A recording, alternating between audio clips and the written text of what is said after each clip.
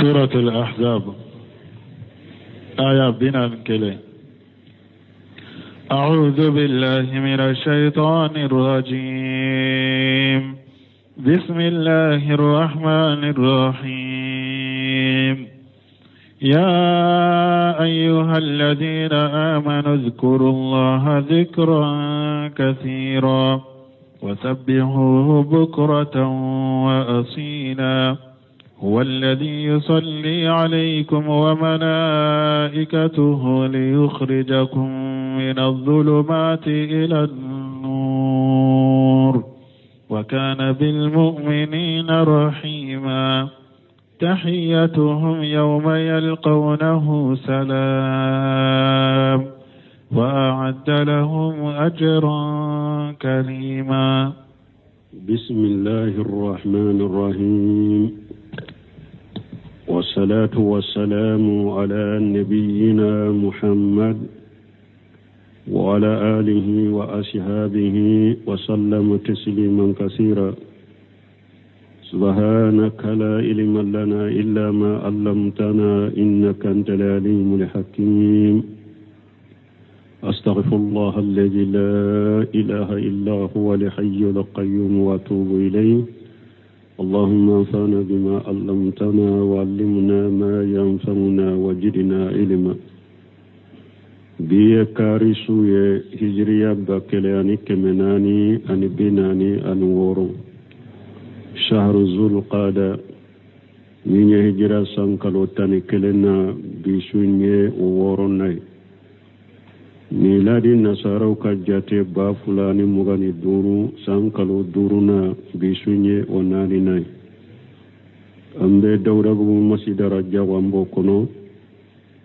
أعوذ بالله من الشيطان الرجيم.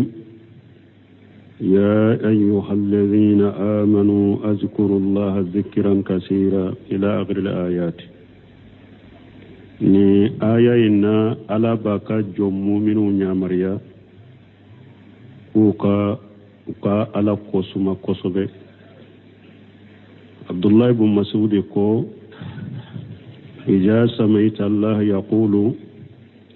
في القرآن يا أيها الذين آمنوا فارآها سمعك إما خير تؤمر به وإما شر تنهى عنه. عبد الله بن مسعود ko ni ala me qur'ana kono na ye wolelike ka fo mu'minu ay mu'minu wole ikitilima jo kallame ala bena kibariya bado fo ka mu'minu nyamare naye abena kodo fo komin nafa be mu'minu ka kosobe ube abe mu'minu wole ku bali fendo la mimani. ala ko ya ayyuhal ladhina amanu akum mu'minu liman ya chinyalama azkurullaha dhikran kaseera ay ala kosuma min kacha kosobe. وسبحوه بكرة واشيلا. أكا على سبحانه ليفو صغما أن أولافي. هو الذي يصلي عليكم وملائكته. على دم مساء النبي أوتم. على كسالي دمفين كأكورو ديكو كيتانو. على دم مساء النبي أوتانو ملكه كسالي هذا مدون كدوك أوي. ala de bawtanu akamalikaw be duwaw ke awiye li yukhrijakum min al-zulumati ila an-nur pour kawla bod dibi chama kawbo dibi chama kono batan noroma wa kana bil mu'minina rahima. ala yenne malikela de mu'minu majia anil laghra. tahiyatuhum yawma yalqawnahu. mu'minu kafoli dominu be ala kumbe nyonya ala be mu'minu fo ni fo chogo minye salam kishikuma. ala be mu'minu fo ni ode wa adda lahum ajran karima. ala yasarabila mu'minu nye sarami nakabu kosobe. bunkasiru kone ayat tafsir la يقول تعالى آمر عباده المؤمنين بكثرة ذكرهم لربهم.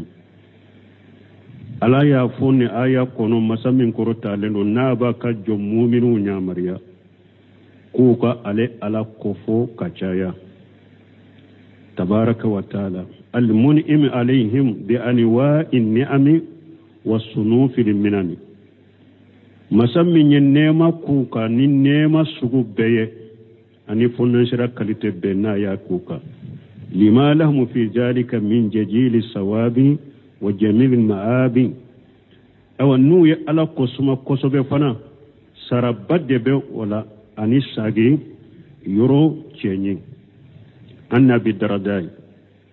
kari samina bi daradai radiyallahu anhu wala kaje kabama qala rasulullah sallallahu alaihi wasallam akwala kachiden kwala katanuna kishibaka ala unabbikum bighairi amalikum wa ajkaha inda malikikum ako ciren ko yalan kawo kibariyawa aka bara nyuma wala bara min kanyi ani bara min senalendo amara dikela alafe wa arfaha fi darajatikum ani bara min baka daraja korota alafe wa khairul lakum min ita'i jahabi wal warghi bara min kanyi fana ka sanu di mogo masadaqatila ube ka worije di mogo masadaqatila wa khairul lakum min an talqaw aduwakum ani bara min kanyi katemaka jugu kumbe nyogonya fatadribu anaqahum wa yadribu anaqakum nabu kangoshi nuba kangoshi yalan ka bara fawye bara min kanyi katemenimbe kawa sego be korto ne nade qalu wa ma huwa ya rasulullah sego kwala ka ciro ye bara sugu jumai qala zikrullahi ta'ala zikrullahi ajja wa jalla qala sallallahu alaihi wasallam zikrullahi ajja wa jalla alaka ciren kwala ka tanuna kishibaka ako ala kusuma masamin kabona korota leno ako ala kusuma ni nyairanna ka ala kusuma wakati be fendo bara min kanyi kosobe wani abdullah ibn busiri arisa min abdullah ibn busiri ma qala arabiyyun ya rasulullah bursumo do ko cide ma akwala ka cide inna saraya al-islam qad kasurat alaina ako islamiya ka sariya a chayara aumbulu famurni bi amri sabbasu bihi ako ko do fonne ye dro ko kelen do fonne ni mbo minan bolola me sariya fasamanta chama na ko sariya ka feuncha yara le bolo mana ewa mustahabun ni ewa sunna munumbe dina la nyamar kanna kacha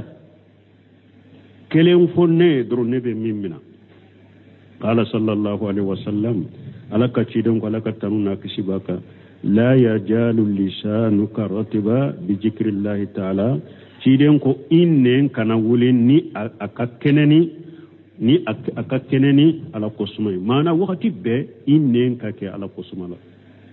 wakati be innen kake ala kosumala nin fana ya iranna ka ala kosuma kosuga kanyi wode ya tonko abdullah ibn mas'ud ko ni ala menna ye mu'minun wale nabe ubila femmina tiro majo kiba soro fenna famma fendo minna fakabo abraji kabo hadisa wure nana uriya anni ibn abbas radiyallahu anhu ma ya ma fula kabo ibn abbas bulala kaje kabo fula be ma fi qawli ta'ala alaka kumala masamin korota leno azkurullaha dhikran kathira ay ala kosuma min kacha kosobe inna allaha ta'ala lam yafrud ala ibadihi faridatan illa jala laha haddan ma'luma alama ewa farda sibla mugo ka fo o farda alay hakke donen doke o farda ni alaya farda ya mugo ka ye hakke dode fo ala hakke min donen do summa ajara ahlaha fi halil uzuri khayra dhikri o ko fe alaye ujurake utigiye ni o farla min biralo ka hakke donen de bala bonni mugo min fana ujurak be bila ima se ko yereke alaye ujurake khayra dhikri fo ala qusuma fa inna allaha ta'ala lam yaj'al lahu haddan yanta ilayhi ala qusuma alama hakke shikola nabedda wala ala qusuma alama hakke kola nabedda wala mu ya'ziru ahadan fi tarkihi illa maqluba la tarkihi alama ujuradi mugo shima tolela fo mugo min kenyera utoli kade idesra ku foppew wa qala lakum fadhkuru allaha qiyaman wa qu'udan wa ala junubikum ala ko ay ala ko suma ajole ube au sigilendo ay ala ko suma ube nabaw kereka donc mbalmo ni yaira na ala ko suma beseka ke chogo ya bela I jolem beseka ala ko suma I tamato beseka ala ko suma I sigilem beseka ala ko suma I dale kadilanga beseka ala ko suma بالليل والنهار في البر والبحر في سفر والحضر سوفلا دو على قسمه بشكاكه تلا فلا بشكا على قسمه ibe kungo korona da ibe sheka ala kosuma gerenka baji kono ibe sheka ala kosuma tamala ala beshek ibe sheka ala kosuma ite tamala ibe sheka ala kosuma wal qina wal faqr shetigi be sheka ala kosuma ke fantam be sheka ala kosuma ke wasaqmi wasahati hada made ewani ibana ndo ibe sheka ala kosuma ke ikenele ndo ibe sheka ala kosuma ke wasirri wala niyati gundo ala kosuma besika ke banga besika ke wa hala kulli hal la hala bela ibesika ala kosuma wa qala azza wa jalla alakum musammin kortal musammin kabbo akorta lendo wasabbihuhu bukratan wa ashila aye ala subhanahu wa ta'ala sogoma an wulafi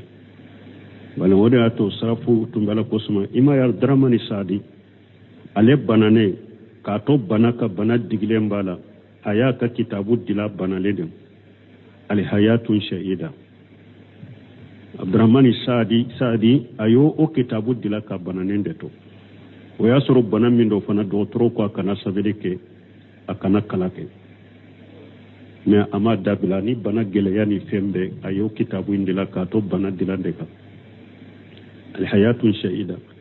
mana ni ba fi kan nyanamaya kunna dia nyanamaya soro ewa bu kitabu in kono ala ko suma in bo kitabu kono hada maden kala ko suma chaya o bo kitabu kono hada maden kan nyanamaya nyuman soro ika dia nyanamaya nyuma ika soro jikru chaya abo kono wasabbihu bukratan wa asila fa idha falitum dhalika salla alaykum huwa wa malaikatuhu donc nayen ninke aw ye ala kosoma ay ala subhanahu fo sogoma ay ala subhanahu fo ulafe o be ke sababu ala yere bawtan akam malika o be do kawye wala ahadith wala ayat wala asar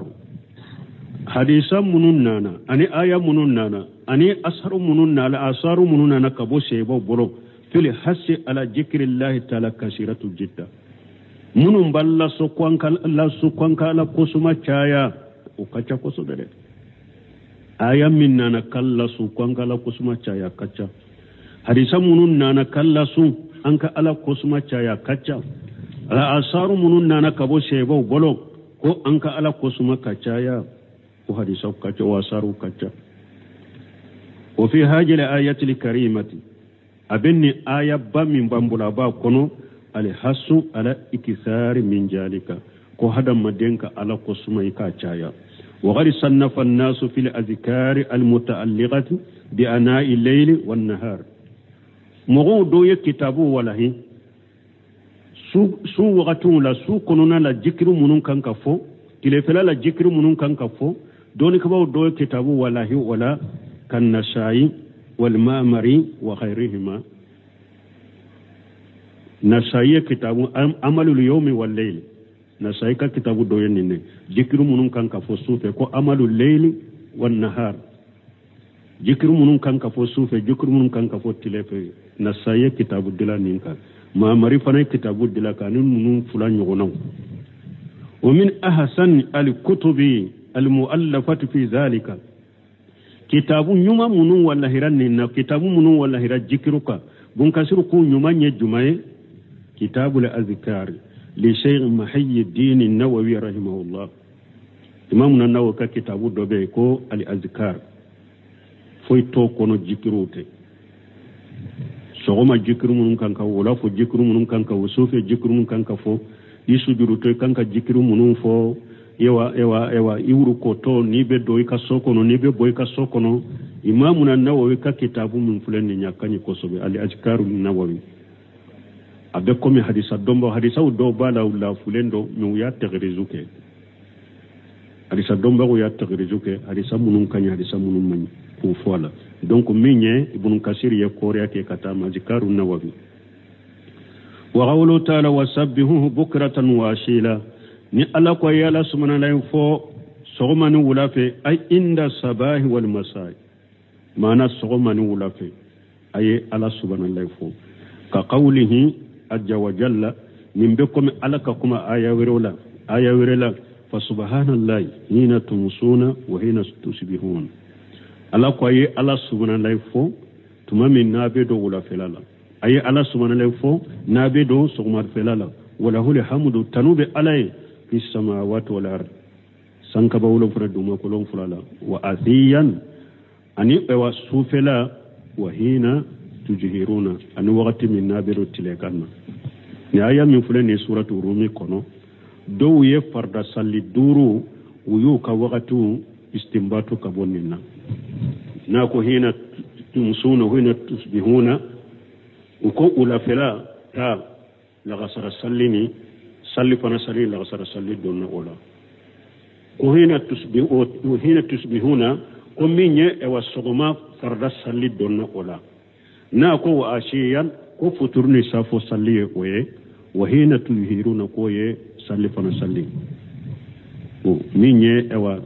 doni ko yo istimbatu ge no ba fo ko aya munumbe qur'ana kono nube koriya ke kata farda salli duru wakatuma o do yenninye hina tumsuna wa yemunye la gasara salli وهنا تسبحون فجر الصلي وله الحمد في السماوات والأرض وأشياء يجمع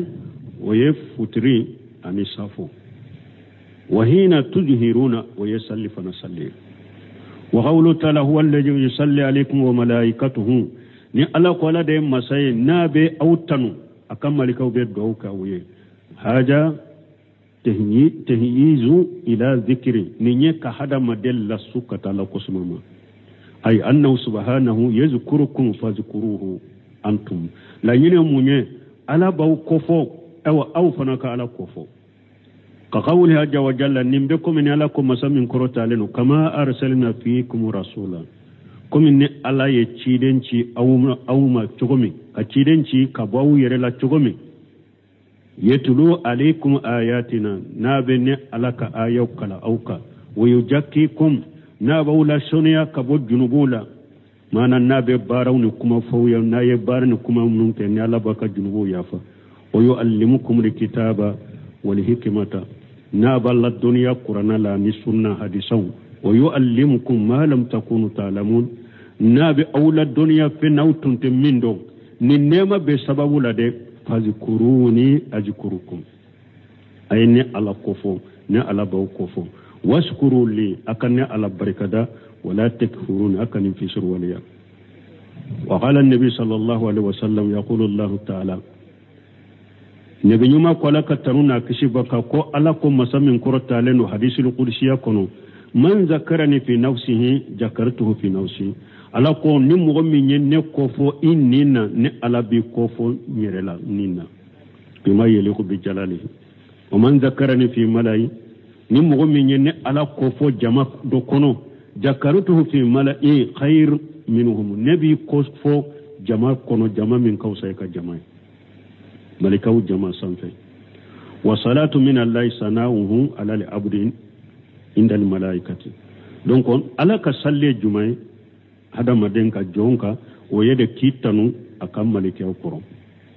ala bitanu malikaw fe wa qila salatu min allahi ajja wa jalla rahmatu doko ala ka salli kon nemali wa qad yuqalu la munafata bayna alqawlayn wallahu alam bun kasirkum abesika foire ka fo kuma fulante nyoko ngule me kuma sahale salli ani rahmate kelenye aya koso ni alako wa basri sabirina alladhina idha asabatuhum musibatu qalu inna lillahi wa inna ilayhi raji'un ulaika alayhim salawatu min rabbihim wa rahma wa ulaika humul muhtadun don kaba kunni ayat tafsirila ni salatu inken nemai ka rahma inken nemai abe komi isage sagera kuma kelenka donc aya de ya yira ko alaka salli jonka ani nema ko kelewunte ala ko ulaika alayhim salawatu min rabbihim nunun tigila mo tanu bunka kabutigi ala fe wa rahma ani nema wa ulaika humul muhtadun awulude kandabagawi donc abul aliya ako alaka salli jonka waye minye tanu ko de kuma salli alaka tanu libe alaba utanu malikaw be do kawe wa masalatu min al malaikati min malikaw ka salli jumai fa bi ma'ana du'a lin nas wal istighfar malikaw ka salli koro yede ka dowke hada madunye ani kala ya fadilawi ka qawli nu ala an abikum min ala ko qur'ana kono alladhina yahmiluna li arsal wa man hawlahum alakum malikam munumbe la resita ani malikam munumbe la resita refe yusabbihuna bihamdi rabbihim ube subhanallahi foke kutigi ala tanu wa yu'minuna bihi ubedda ala la kalimanani alay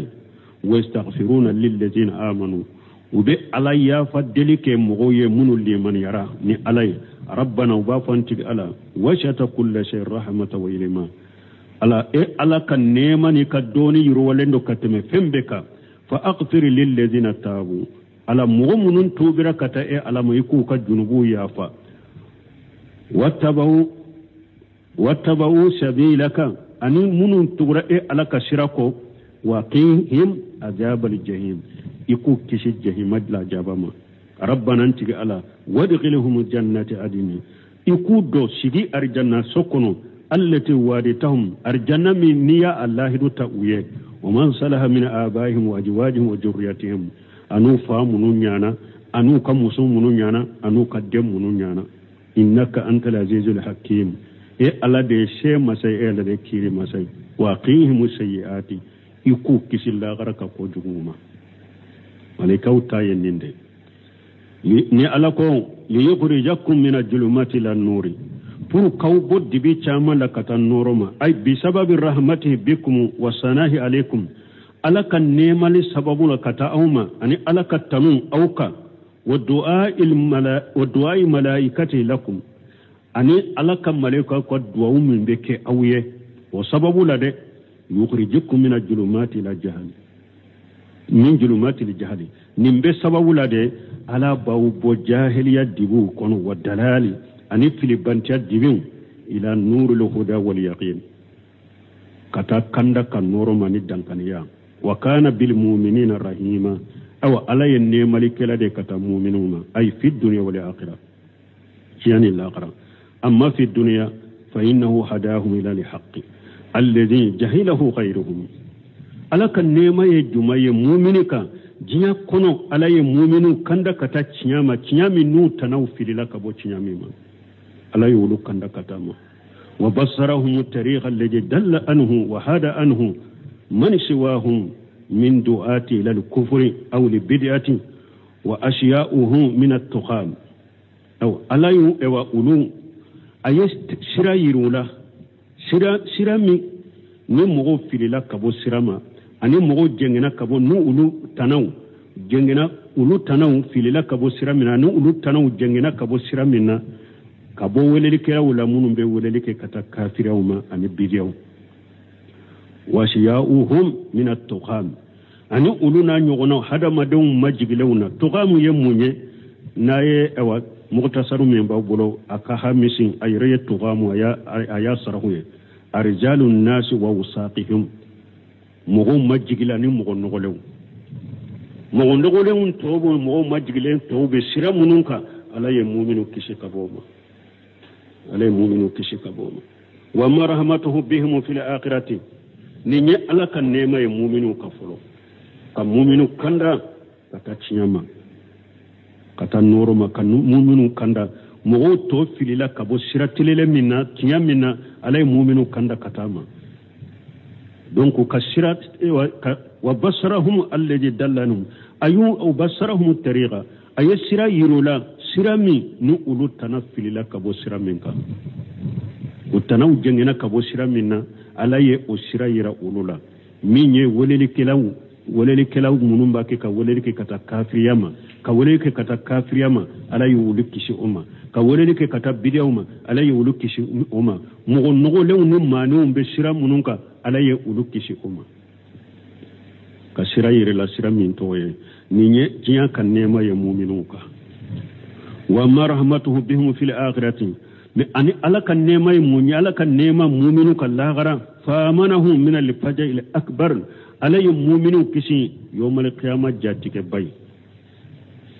jatige bal min be qiyamah kene ka ala ye mu'minu kisi umma wa amara malaikatahum an yatalaqawnahum bil bisarati bil fawji bil jannati wa najati minan nar ala ya kammal kawnya mariya ku kam mu'minu kumbe nyogonya qiyamah kene ka ikun nisonja ka fo sarabade be awye aye wonni yoro sorone arjanna kisi de be awye be ka botta sumama mu'minu boto ka kaburu kono ka kana qiyamah kene ka ala be malika wunya mariya ku kumbe kaninde fuye ka fo bi awye ni yoro sorone arjanna bi aw kisira jahannama وما جاءك إلا لمحبته لهم ورفعته بهم أول نمك مؤمن يفوي كما جاء عن الله فو ألك كانوا كتمؤمنون ألا بمؤمنون فره أني ألا بنيماني هن منك مؤمنون نيني وديرا أني أمير المؤمنين عمر ابن الخطاب رضي الله عنه كرسمنا كامنا كبو مؤمنون نيماما عمر بن الخطاب ألا كجي كبو أن رسول الله صلى الله عليه وسلم رأي مراتا من السبع قد أخذت السبيل لها عمر بن الخطاب كو دوندولا كو تشيدن يموسو دويه تمامو يكافرو كليكا كافرو مغو منون كنيانا ما يمينا وكا موسو منون كدمسنم فتين منون منانا سلامو بولو كافري موسو دون نانا يا سورا فنا بي مغو منالي ونا مي اما دنيه abaka ka denyi ni doro anana denna mugo mina den nununa silama bolo aya demmina lesqatuhu ila sadrihi wa rada'atuhu aya demmina yoromi doro aya den noro adisila ka sindi demma wa qala sallallahu alaihi wasallam alaka chiden ko laka taruna kisibaka atarawuna hadhihi tulqi waladaha fi an-nar wa hiya taqdiru ala jalika wa akwa wire jatela nimfule ka ka denyi ne ka soro chogomi ayamina chogomi ka teliya ka shinda ama chogomi yala aw yere bolo nimbe so ka ka den fili tasuma konowa ka soro asebe afiri bariyala tasuma la abe sowa qalu la shebo ko ayi qala sallallahu alaihi wasallam alaka chidon ko alaka tanuna kisibaka fa wallahi Allahu arham bi ibadihi min haji bi waladiha awa cidan kun kala ni alai wallahi kalna ni alai ala be aka jon nema kateme nim musoki nara demma chogomi ala be aka jon nema katemo oka wa qawlu ta'ala tahiyatuhum yawma yalqawnahu salam nako aya kono nyala ko aya kono masamin korta lendo ko mu'minu ka folire dommi ube ala kumbe nyogonya uka foliye salamu de jahiru anna al murada wallahu alam bunkasir ko mimbe banganye la nyine minne ayala ala de doni masayde tahiyatuhum min allah ta'ala la nyine de maana uka foli mimbe bo alafe yawma yalqawnahu salam domi nube ala kumbe nyogonya foli mimbe bo alafe ku segere waye salamu de ayyoma yusallimu alaihim domi ni alabe tawa foli bila mu'minuka aka foli beke umma salamu de kama qala Allah azza wa jalla komini ala ko ayawre kono masamin ka bakoro talendo salamun qawlan min rabbir rahim ala ko salamu be mu'minuka arjanna deunka ni nyokuma de kuma min bora utigi ala fe masamin nyenne mam masai wajama qatadatu mun kasiru ko qatataru ya fo qatadatu wa yafu anna al murada annahum يهيي بعضهم بعضا بالسلام يوم يلقون الله في الدار الآخرة واختاره ابن جرير من كسر كو قتادة كو لانين يموني كو دومي نوبة اوا كو كفولي دومي نوبة نيغون كومبي نوبة على كومبي نيغون دومي وكان نيغون فو يموني سلام نيمبا فو نيما سلام نيمبا فو نيما سلام قتادة كو على آية لانين يودي على كفولي تي kata uluma de mana dommi ni mu'minu be ala kumbe nyogonyo be nyogon fo ni salamu de ako qatada tu yode fo ko bunjariri yode sugantiya kuntu bunkasir ko aleko wa gadu yustadallu lahu bi qawli ta'ala kum mo be se ka delela kenin ninya ala ka kuma law fule ka kuma min fo ibe se ka delela kenin aya do dawahum fiha subhanaka arjanna don ka waleli nu ba fe ka femmin wale kana wiyerema arjanna ba fo subhanaka allahumma ninde yuka waleli wa tahiyatuhum fiha salam me ukan yugon fo arjanna kono o ye salamu de wa akhiru dawahum ikawwaleli laba anil hamdulillahi rabbil alamin ba fo tanude ala dam fe untigi ala donc ako qatada to kuma min fo ni bunjeri ya sogantiya mo be se ka dere latene ayay mana ukan yugon fo arjanna kono wa qawlu ta'ala ni alako wa adallahum ajran karima ala yasrabul saram min kabbo ko sobe yani aljannata wa ma fiha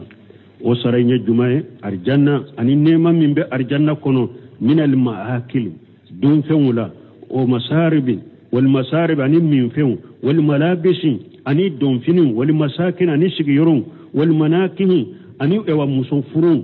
wal malazaj wal manazir ani damu few ni lajali few nyumo mimma la aynu ar'at nema munu nyama dele kuye abara wala ujunu sami'ati tiloma dele kume wala khatar ala qalbi basari mun nema nunu miri madele ka tourne hada madendu sugun ka bara donc nema be arjanna dunya ala yek ewa karamani bonya bil arjanna dunya mu'minu ya arjanna kono minye ewa dun feunye ani min feun ani don finu ani ewa son ani muson ani damu feun ni lajele feun mu nyama dele ku ye jian kono abada kiloma dele ko nema ume abada o nemo dusukuma dele ka miri ula ambe ala dele la kan fe arjanna demwe يا أيها النبي إنا أرسلناك شاهدا ومبشرا ونذيرا وداعيا إلى الله بإذنه وسراجا منيرا وبشر المؤمنين بأن لهم من الله فضلا كبيرا ولا تطع الكافرين والمنافقين ودع أذاهم وتوكل على الله وكفى بالله وكيلا يا أيها النبي ألقوا النبي ما إنا رسلناك نأليتي شاهدا أليتي دنشي أي ما أنكتو دورو فو أكتشي دنيا نآيكم فين دورو ne ci shahida ni ibe shere kan mantunka kun kasir be shahida nan dun na tafsir la be mana fula fola ni shere la ni alaka kele bantiai ani ni be shere kan mantunka mi nyekele fulana o mubashira ni ke fana mu'minu ni sonja bagay mo munun kera mu'minu ye alaka hera mun bu ye jiani alaka hera mun bu ye lagara ku ni sonja no ye ni ke o fana ye fula والنذير سبنا نيك بغبالي كلاي كافروني جنوب توني بارجوكو كلاو فنما على كجانغا كتانا كنيانجلي مونبو يجيا عن اللاغرا يكولو فنا بغبغا كبوما ني سباي نانينا ودايا الى الله باذنه نيك وللي كلاي كتا على من على كجاني يتي وللي كلاي كتي يرمد نيك وللي كلاي كتا على دما تشيدن كرا وللي كلاي كتا على دما mogo ni ebe woleli ke kata ala dema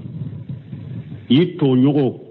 ala ya qabulu min kai jama min ba nofe ala melikala chaya li min be ala ya qabulu min kai jian kono ala melikala chaya wi e toro ki hasiriya wagati be ba ke ka togo chinya puru kabbi ete woleli kala kata ala ma e woleli kala kati yere dema ni ye woleli kala kata alama cinya bora dada kono mogo kandara ni sababu mogo yo be dia yede katanu woleli kata alama wo yende wodatu imamu na safai ko hari ni aleni mogo menye nyogon soso masayila la ale ba fa tigi ka delila ka soro atigi tala aleka inte ko nanjan dusun kala si danye ne an ka nyogon soso menye nka fere ni galombe de tige nkin ntonyogo bi nka joala wodi ya ko doni ke ba ko har deba sugu munum be ke sisa deba wuti ala deba wuti de deba ka kan ka deba ke ne kala nyini yede deba kono e ka bi ne ka se ema e fana kala nyini deba kono ne ka be ka se nema cinya nyini kote o e deba haramu yele ni o e deba la gosilende ni hari deba min be ke iba ke de cinya nyini ni cinya yera yoro me duran ka ke o de to imamuna maliki do nana ma konne nana ma ne nana e man ne kan kuma maliki ko nebe della jelende kan ka dina la isi kalende be ka dina tam wo fe min si kalendo dina la abe nyugo unda bo maliki ko sa ni ne e de ba ke sisa ni e sera nema mumbeke akobe tungo ke akoni ne sera ela don akumbe tugo akoni mugo were nana o sera an fulama akombe tugo ko akoni mugo were na o sero tigi fa akombe aywa ko e sabati lenti ka dina ire ka ire dina te bolo ire ni dina kera ininda ko dina te bolo ire wala ni sabati lende ben taka donc hada made wolele kila alama e kala nyini ka ke doro mugo be kandaw be alaka dina do chogomide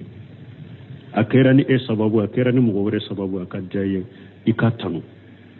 anu ko karsa kala mele kala kachabide abe chinya mi fo abe dina mi fo abe sunna mi wolelela ikanko tanu kajaye de mais ni ebe o lagga sudo o laggo sido o be digi elade o be e torore o e hasiriya de etala ka wolele kala de e hasiri de be wolele ke katiyere de ma wadaya ila allah bi jini ikera wolele kala kata alamani alaka jenye nintennani naywa duruna wasiraja munira ikera lampa fana lampa min nuru nenu ni hada madun ka nuru di mugoma kula kanda wa basir lil mu'minina ala ko cinena mu'minu kibariya ikin nusonja bi anna lahum min allahi fadlan kabira ko fasamanta bade buye ala fe wala tutil kafirin wal munafiqin mecide kana tu munafiqun kafiru ko busagile mi makabala ka dinama kana tu ko de kana tu munafiqi ko kana tu e wa kafiri ko kana tu munafiqi ko bena sarahu kono wada ajahum bunkasiru ko wada ajahu be tora minke ila ummunyu ikasabala ko ni nye bunkasir ka tafsiriya mais abdurrahman ka saadi ka tawsiri ewa mbeno o fola abdurrahman saadi ye tawsiri min fola wada ajahu ntunya nekilu nimma fili koni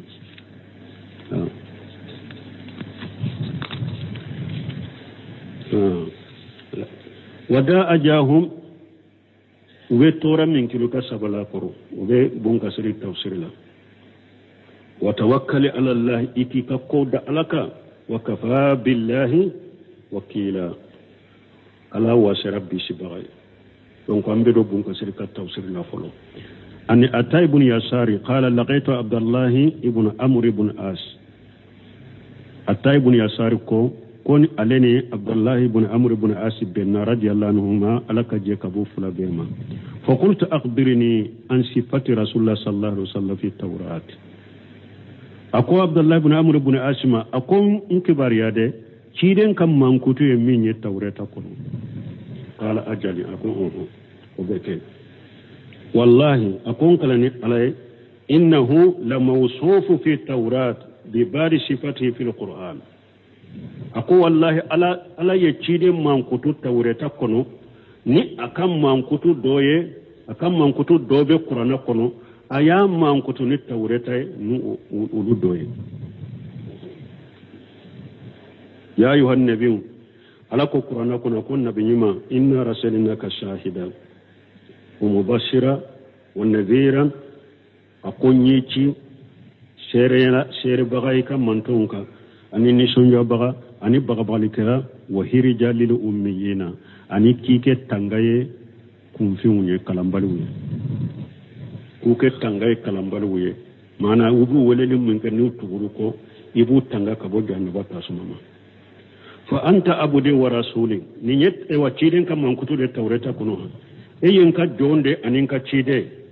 sammaytuka mutawakkila ni wale mu'min na ya ka koda alaka laysa bi fajjin wala khaliji kuma jugu fola tiyen ne jugu tiye iddu sukun jalente fana mo girimanti ye mo min ka giri ko ka giri ad ka kuma ka jugu itoye wala saqabi fil aswaq man kan ci lati ye sugu kono wala yarifu shay'ata bi shay'at ite ko jugu nyoni ni ko jugu ye ni mo min ko jugu ke ci la abi kumbe ni nyumande ate jugu ma nyoni ni jugu moy walakin ya'fu me abe yafa wesfan aba akonnan ja'iye mana al'afu wa safa ya fay munya mo yi torayya farama me addimi bi dusukun kono safa yede iya farama addimina tora siti dusukun kono mo do ba fo karasa mo do yakuma do fu ya yake wale do ke ba fa ya fama annana ko ika ya fama nya farama me ayem min kene lantenya na de safa mana iya farame ma safa mana safa mun yede a tora min biddu sun kono nyina ko akoy yafa ika mugun kaddimi boy du sun kono abe yafa abe mugo abak an mugo dimi bo kaddu sun kono o yaghfiru abe hada madun sutura ni ko jogu min kay abe sutura be yafa la ولا يقبضه الله حتى يقيم به الملة الأوجاء أو ala tamina kata yere ma bara mana ate fatu abara te sa abara fo ala be dina jengenen jona yede bi an yaqulu la ilaha illa allah mana kum mo ba fo de bato fen site min ka bato ceni ala kele pewte fa yaftahu biha aynu umuya ala be mo finye to nya yele naye wa jana summa abe wa tilo gerun mtilo dayele naye o quluban qulufan mo munun dusukun sogode ndabu dusukun dayele naye finye to mo munun te fendo te dina do abu la dunya dina la mo munun tilo gerela ka bo cinya folema abu tilo dayele be cinya me ka bato mo munun dusukun sogode ka bo cinya yelema abu dusukun dayele be cinya ye ko ye ci den ka mo ko to qawluhu na ko shahida ay lillahi bil wahdaniyah iman ko bun ka sirbe tafsir fulafu ala ye ciren ke abe sereyani ala ka kele bantiyay a serele no ni ala ka kele bantiyay wa annahu la ilaha ghayruhu abe seriya ala ko bato fe site min ka bato cirni ala kele bonte wa ala nasi bi amalihi yawm al-qiyamah awa abe sera hada madon ka qiyama do fona no ka barake tawye unga suru yemi tafsir fulafu wala donc sunu tafsir digo ko Qur'an tafsir ni kuma fura saba fura tafsir no fe min ka chanoy no te nyoko ngudi aka kuma ferele na bube chire serele ne alaka kele banti ay abado bato fe chite min ka bato chene alaka kele gute awa yo mala kama do chire be sera ka montonga abekum ni alako aya gureda wa kayfa yajina min kulli ummati bi shahidi wa jina bika ala haula shahida ala ko yomul qiyamatu hada madum be tukudi wakati mi qiyama keneka ni manto ben ni nyaka shere na di ni nyaka na bimana ka chide an ka chide ikam manto fule ni chide nyam mindi ma ko ka Allah suma iya Allah suma wa ne ya Allah suma de ujole fule mo be ke tukudi ni ndoina awa ninna na ni e fanaye ni be shere ni manto ka وجينا بك على هؤلاء شهيدا ويوم يود الذين كفروا واسوا رسولا لو تسوى بهم الارض ولا يكتمون الله حديثا هذا ما دي ان كان جيجا ان نتيدن كسنة كدو كبرو كنو دي ان نتيدن باتون كدو كبرو كنو دي ان نتيدن باتو لي كولي قيامة كنه كده ni mo ni fenwore donna kaburu ka ciren ka sunna ni cire ka batolite ini fenwo fembora ka jokiya makeneka ni ciren ka batoli ni ciren ka sunna te bi bulo flatiye yoma ya addu zalima la yadde yaqulu ya laitani attaqaditu ma rasulin sabila يا ويلتى لنتني لم أتخذ فلانا خليلا لقد أضلني عن الذكر إذ جاءني وكان الشيطان للإنسان خذولا ala ko yomani kama do hada madde to nyadi kala mi maciden bato ya maciden ka sunna bato aku bi bolo fulati kema kene ya ko jiya ibado jiya ko ni hada madde ndi minana bolon ko ni kene de be ki kafili ote me qiyama kadini ana kan ni misa bolo fula be de be ki to nyali kula ba bolo fula ki qiyama kene ka abafo ne kan natansa kan ne to jiya ko no har ne tun ka siramina ka fara ciden har tun ka ciden ka siramina halaki be ne de sa har ne tun ka karasa mina ka kinteriye har tun kana karasa mina ka kinteriye ale de ne fili tuma mi ala ta nana ne ma ale de ne fili ka waka to ala ko setane hada mere la bila bagade do abilla su ki bila ko jugula be bariya ka boyma ewa hada maren setane pana bo chogo de la de abi fili doro fili la doro ale bariya ka boyma ema hari kafiru be setane ka kalandum be ki munun ko mogola afrika no ba fo hada ma dem munum makala nalumo do te fendo o be wori duma mobile baw be duma so baw be jowye wori mugu be duma ay halan nani ay qur'anan nani ay ciden nani ni halakira doro lu barira ka boyma itabi bolosa ikera kafiri e doro yenin kuma sugu fo doro ulu barila ka boyma unite sirala ibini tato nyugo nasa fo ala yere ka halaki kimina jian kono itu do yi halaki kibila jinna setane bo chogora hada maren setane bo chogola wala mugo maciden ka sunna bato qiyama de bi bolo flaki awa ala ko umni aya kono ani suratul nisa ita ako ewan benani e fanaye ibe ke sere ni mantonka ado mugo minye ala ka ciden soso uba nata uka do dugukoro dugukoro kadda tugo dalaire ukana ke qiyama teneka ويوم إذ يود الذين كفروا واسوا رسولا لو تسوى بهم الأرض أدو مغمون كافريرا أنا مغمون يتشيرين سوسو وبافو دغو كولوكا وكنو أكدتو دالاي وبسروا دونك هذا مدى أنك تغو أنك تشيرين باتو كقوله بن كثير كون نمبكم ألك كما لتكونوا شهداء على الناس ala kunne ninke puri kake sere mugoka ويكون رسول عليكم لتكونوا شهداء على الناس تشيدن كمانتون pour au kasheri mugo toka kiyama keneka ويكون رسول عليكم شهيدا تشيدن نكا وفنا كشيري موسي موكتي كشيري لاغرا aka mugo polo taw kasheri lagra shewute mugo kasheri lagra mabate mugo kasheri lagra wali jute mugo kasheri lagra isere ye chidende nino sunna mado kaburu kuno nino batole mado kaburu kuno nino ka sunna ma joke ya makene ka nino batole ma joke ya makene ale de be serika imo keti kasheri imo fuleti kasheri aka kabila mugo kuntigi ta kasheri shewuta kasheri mabata kasheri wali juta kasheri ak isere ye chidende nino o sunna ma sekke ma kene ka ino sunna ma do kabru la mun bofo ni donna kabru la folo anya fu ya sinya jolo ma rabbukum ma dinukum ma nabiyuka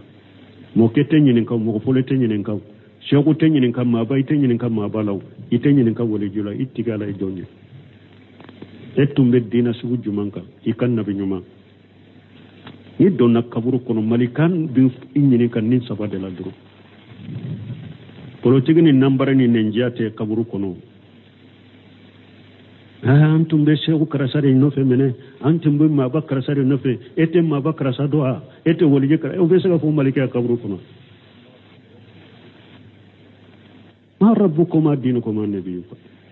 ni tawhid kalte sabat do na yi rek kisi musirka ma ino jabi o ma dinuka ni itum be silamiya sahalenka سلاميا من يتشيد السنة مننا الدين مننا السلفية هي الإسلام الصحيح سلف الصالح تم بتابلون عقيدة من البطل من كنين ونانا دينا إكا دينا من يبا جابي وما نبيوك نيني تشيدن كسنة نتشيدن بطل دونا كبرو كنين وجابي من نيني طريقة دونا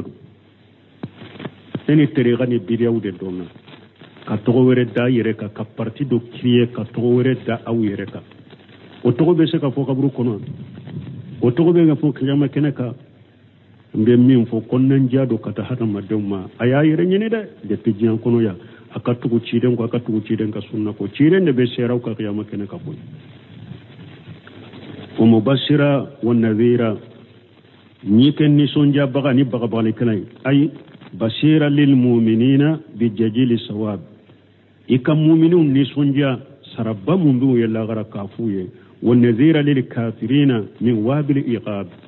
ani ka kafiru baga baga la jaba gelema min bu yalla gara iku baga baga wada yalla bi ijini ani ye wolili kale kata alama ne alaka jenye ay da'iya lil khalqi ila ibadati rabbihim ani amrihi laka bijalika ni be alaka jon wole ka tutigi alama ni alaka nyamure ni alay nyamura nay donc min ye ewa cheikh saadi abe bisun kala se foya abafu woleli keta kata woleli kala kata alama akobe woleli ke ki bisun kala se alade ki bisun kala se alay mais ni mugo de eka woleli yede sa ni eka tama mina ube ni eka jama machaya obi toro bi dogu ube mugo wore min be woleli la donc o ba ke ka jama kabulu ni fem min kera ube e toro o te woleli kala kata la made o ye woleli kala kata irema akoni ala ko dai ila allah aka akoro e munye adusun kala se ka woleli ke kata alama ikana ke woleli kala kata irema wa sirajan munira ay wa amruka jahirun fima jita bihi siraja munira munye ikako ini komi nana ajele nura bangale ndoro ma fima jita bi min al haqqi ini tinyamin nana bangale ndo kasamsi fi israqiha wa idaatiha la yajhaduha illa mu'anidu ini tinyamin nana jele ndo komi tile mo shite tile koni ewa noro ani tile koni yele mo shito nankariya fokan na gele kidan fana ka din ani dina minana mota nankara ne kan na gele te wala tutil kafirina wal munafiqina wa da'ajahum ay la tutihum wa tasma'u minhum fil ladhi yaqulunahu kana kafirun kana tugu ko de ube kuma munun fo kana tugu ko kanu ka kuma ulame ube kuma munun fo kanu ulame wa da'ajahum ay isfa wa tajawwajanihum mabun kasire wa da'ajahum alayya tawsir munye mana ikonnan jawuye ikateme uye ube ko munun kila ikateme ola wakil amrahum ila allah ta'ala iku ka ko to ala bo masamin qurta lenu fa inna fihi kifayatu lahu ala bi wasa kabuma wa tawakkal ala allah wa kafa billahi wakila isembe alama ala wasara sembe biroye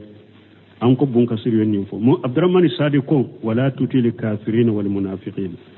ay fi kulli amr yasuddu an sabilillah aleko kanatugu kafiru ko kanatugu munafiqu ko nugo o fuyede ko bili koro nimbi sage kabo alaka sirade ma kanatugu ko olade walakin la yaghtadi haja ajahum ne nintayira fana kuifu torode kanatugu ko bi sage ko nuba fo nugo nyamra min bi sage kabo alaka sirama kanatugu ko ola me alla yini te fana iku toro ballatu tihum kanatugu kode wada ajahum me utorali toy kanu toro fana an kwan ka kanatugu kode we nyamare minye mimbi sagi ewa kabo ala tama ala kasirama kanatugu kode la me alla nyete fana ku toro fana de kanu toro ka torali toy fa inna zalika jaliba lahum wadaya ila qabul alislam parce que nuyu ka torali toy obeke sababu kusama obeke sababu kuwele kana silamiya min alima wa ila kafi kathir min ajiatihum lahu wa li ahlihi aw ubeke sababu fana ku ka tora chama min kabo e yerela anika mo ubu ka tora chama min kabo yerela anika mo donc wada ajahum draman sariya tawsirin jogodela kana tugu ko bi nyamra ni minye min bisagi kabola kasirama kana tugu ko olade me otayira ko ku toro fana de utora lito itora kana suma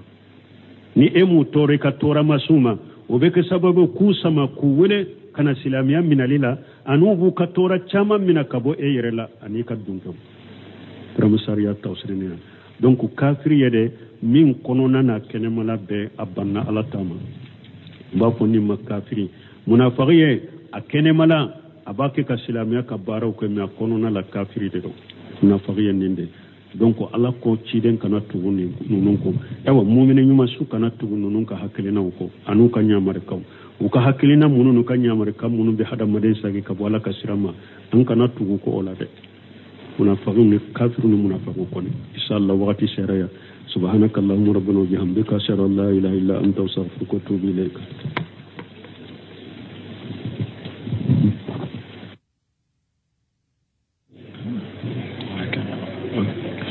سورة الأحزاب آية بنا الكلام أعوذ بالله من الشيطان الرجيم بسم الله الرحمن الرحيم يا أيها الذين آمنوا اذكروا الله ذكرا كثيرا وسبحوه بكرة وأصيلا هو الذي يصلي عليكم وملائكته ليخرجكم من الظلمات إلى النور وكان بالمؤمنين رحيما تحيتهم يوم يلقونه سلام وأعد لهم أجرا كريما بسم الله الرحمن الرحيم والصلاة والسلام على نبينا محمد وعلى آله وأصحابه وسلم تسليما كثيرا سبحانك لا علم لنا إلا ما علمتنا إنك أنت العليم الحكيم أستغفر الله الذي لا إله إلا هو الحي القيوم وأتوب إليه اللهم انفعنا بما علمتنا وعلمنا ما ينفعنا وزدنا علما biye karisu ye hijriya bakele ani kemenani ani binani ani woro shahru zulqada minye hijra sankalo tani kelena bisunye woro nay miladi nasaraw ka jate ba fulani mugani duru sankalo duruna bisunye onani nay ambe dawra bu masidara jawambo kono أعوذ بالله من الشيطان الرجيم يا أيها الذين آمنوا اذكروا الله ذكرا كثيرا إلى آخر الآيات ni aya ina ala baka jommu minu nyamariya uka ala kosuma kosobe Abdullah ibn Mas'ud ko إذا سمعت الله يقول في القرآن يا أيها الذين آمنوا فارآها سمعك إما خير تؤمر به وإما شر تنهى عنه عبد الله بن مسعود ko ni ala me qur'ana kono na ye wolelike ka fo mu'minu ay mu'minu wole ikitilima jo kallame ala bena kibariya bado fo ka mu'minu nyamare naye abena kodo fo komin nafa be mu'minu ka kosobe ube abe mu'minu wole ku bali fendo la mimani ala ko ya ayyuhal ladhina amanu kum mu'minu liman ya chinyalama azkurullaha dhikran kaseera ay ala kosuma min kacha kosobe wasabbihuhu bukratan wa asila aka ala subhanahu fo sogoma ani ulafe huwa alladhi yusalli alaykum wa malaikatuhu ala de masaynabe autam ala ka salli danfen ka koro de ko kitanu ala de masaynabe autanu malikaw ka salli adama deunka ka dawke awe ala de bawtanu akam malikaw be duwaw ke awye li yukhrijakum min al-zulumati ila an-nur puru kawla bo dibi chama kono kata noroma wa kana bil mu'minina rahima ala yenne malikela de mu'minu majia anil laghra